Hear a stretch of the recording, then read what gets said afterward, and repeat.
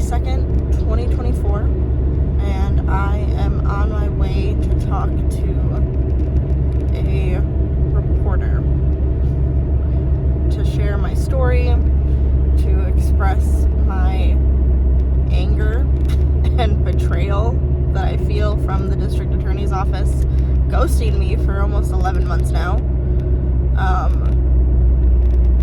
I'm feeling a lot of conflicting feelings. Like, when I got an email back from one of the reporters that I reached out to, I was very excited.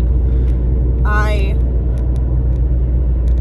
felt validated, like finally someone outside of my bubble, my circle of influence, my friends, the people who care about me, cares about my story and the injustice that has been done to me. And I feel like this is a burden that I've been bearing the weight of for almost 11 years now. And it feels like I've been bearing it entirely alone up until maybe like a year and a half ago. Oh, there's no good way to hold my phone. Okay. So, I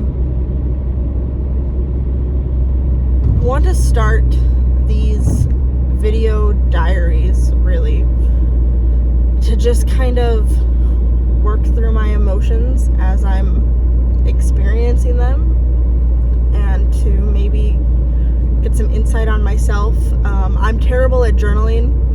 I write poetry, but sometimes it just doesn't have the same effect as just talking out my feelings. I am in therapy, and that's cool and helpful, but for those in the moment, this is what I'm feeling and this is what I'm dealing with. Like, I think this could be a very healthy outlet for me. At least that's what I'm hoping it ends up being. Now, should I be recording this while I'm driving? No. But I am literally driving to the coffee shop now to meet with the reporter, and I am anxious. My shoulder pain that I haven't had in a very long time is back, so that tells me a lot just with how my body is responding to what I'm going through in this current moment. I have a lot of fears. Like, what if I'm portrayed in a terrible light through doing this? What if this ends up being a big regret? What if this is all for nothing and the DA doesn't respond? Sharing my story publicly is something that I am okay with doing, simply because I know that I'm a part of a club that no one wants to be a part of, but many, many people are. And sharing my experiences and my thoughts and my feelings throughout these experiences will hit home for somebody. Somebody will relate, somebody will identify with me and my problems, and maybe, just maybe, it'll help somebody that I'm doing this, that I'm being vulnerable. I want these video diaries to be extremely stream of consciousness. I don't want to script anything. I just want to get out my thoughts and my feelings, and right now my thoughts and my feelings are I'm terrified. I have been reliving my trauma for the past week or so since we set up this meeting. I have been just entrenched in my trauma, and that's hard. It's a really hard place to be. For those who don't know me, who aren't my friend, who haven't seen my social media posts, who haven't read my story, for context, when I was a teenager, I was groomed by an adult man into a quote-unquote relationship where I was repeatedly raped and abused psychologically. And it took me a long time to realize what had happened to me and have the vocabulary to understand just the depth of it all.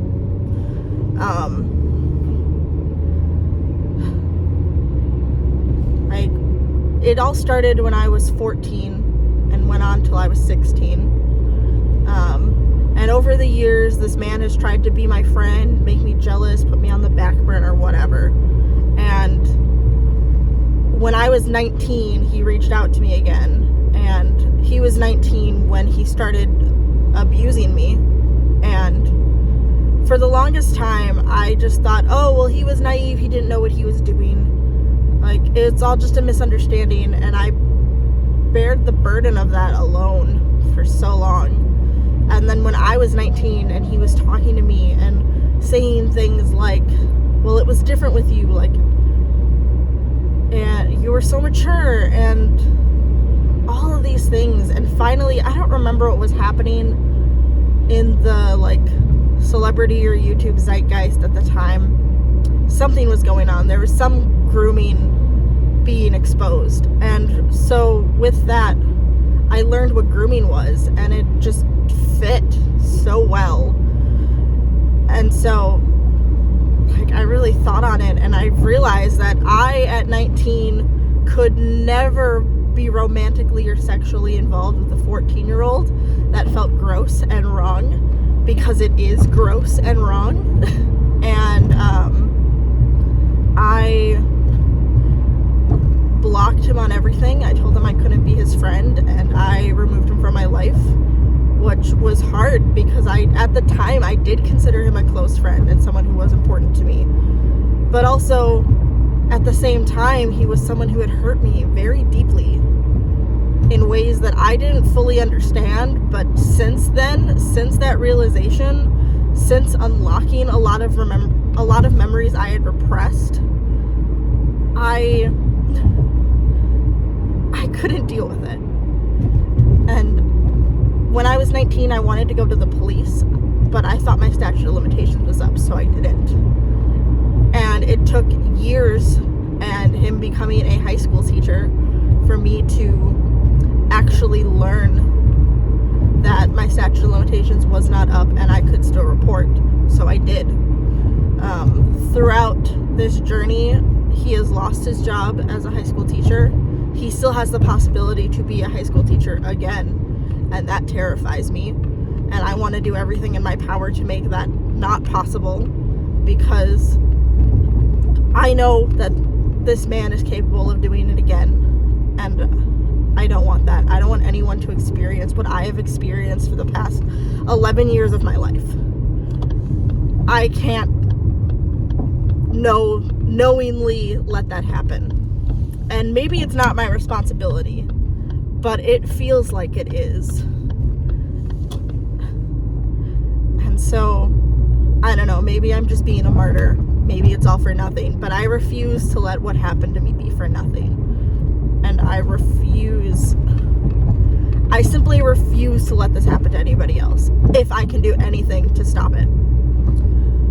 So, I reported to the police. I was re-traumatized and triggered and told, oh, well, you waited so long, so I don't think anything's gonna happen. I've been discouraged. I've been belittled by my own family, who has been very unsupportive, actually. And I felt the weight of it all, like, crush me even further than it has for the last 11 years.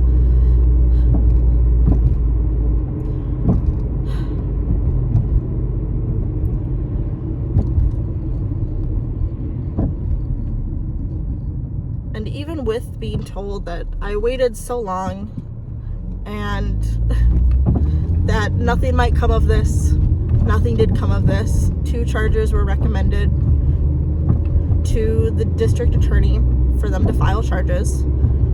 They declined to file charges, and then I spoke to the district attorney in the county where this crime was committed, where I grew up, that I used to feel safe in. And I was talked down to. I was told that it was just a bad breakup. There was no force used. Just despite my own statements to the police, which never changed. So I called them out on this contradiction, and I was assured multiple times on a phone call that my case would be reopened, it would be relooked at, and I would hear back. It's been 11 months and I have heard nothing. And that's not for lack of trying either. I have sent multiple emails. I have called. I have got nothing back for 11 months. And I'm quite frankly outraged. I'm angry. Like, I gave them what equates to a signed confession. Like, I gave them proof. Like, more proof than other victims have. And still, I'm told it's not enough. And so, I'm still fighting for justice. I'm still fighting for my voice to be heard. I'm hoping that meeting with this reporter will get my voice heard somehow, some way. And I'm also terrified of this maybe actually going to trial, but also I'm willing to take it that far if that's how far as this thing can go. So, I don't know. It's been a lot. It's been hard, but I'm still fighting. And I want anyone who's been in a similar situation as me, it doesn't have to be exactly the same, but anyone who is fighting for justice to just know that I'm with you. You are not alone, and you deserve the justice that you're seeking. Just because some fucker with power has decided that you don't deserve your justice, they are wrong. You do deserve it. I don't really know how to end this. I guess I'm still gonna sit with these thoughts for a little bit while I wait for the reporter to show up once I get to where I'm going myself. I'm almost there. But I don't know. Maybe this helped a little. And I hope stuff like this continues to help. I don't know. If you've watched this far, thank you for watching. Thank you for listening to my ramblings. Thank you for listening to my story. If you're angry and upset with me, thank you for that. I plan to be vocal. I plan to be open. I plan to share more. So, I will see you in the next video, whether it's another video diary like this or something like actually planned out. Who knows? I don't. But I love you. Have a great day. Happy New Year.